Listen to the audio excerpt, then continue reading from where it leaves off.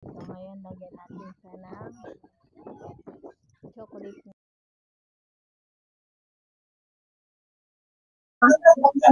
Ito po yung mga ingredients na gagamitin natin para sa banana flambe. So, meron tayong lakatan, and then sugar, brandy, and butter, chocolate syrup.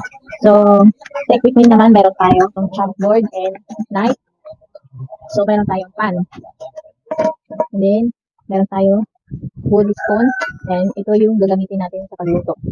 So, una muna ay hiwain natin itong lakatan na pa-lines cup. Pa-lines juice pala. So, yun na ay hiwain muna ay balatan muna natin siya. And then, ilagay natin dito. So, sunod naman natin gagawin ay papainitin natin ang pan dito ng medium heat. And then, sa butter naman, so hintayin natin siyang uminit. Ay heat the oil of frying pan over the medium heat. So, 1 tablespoon of butter. So, hintayin lang natin matunaw yung butter and then saka natin ilagay itong saging. Then, ilagay natin itong lakatan and lutuin lang natin siya ng 5 minutes hanggang sa mag-brown siya.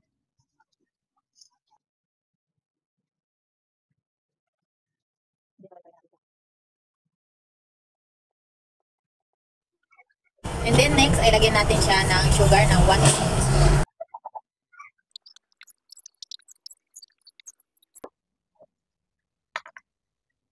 And then, mix natin siya hanggang matunaw yung sugar. At saka natin ilagay ng brandy na isang takip doon sa brandy na yun. So ngayon, bububos na natin siya na lahat. And then, saka natin sa apoy. And then, patayin natin na yung kalan.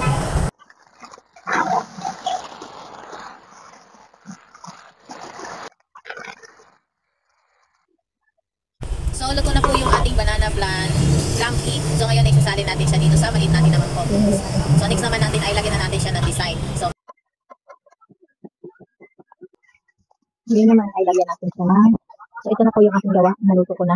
So next naman po ay lalagyan natin siya ng ice cream.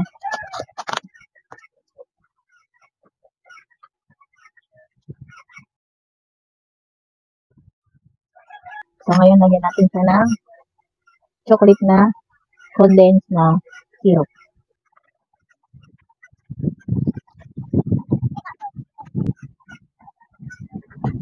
So ito na po yung aking gawa, banana flambe.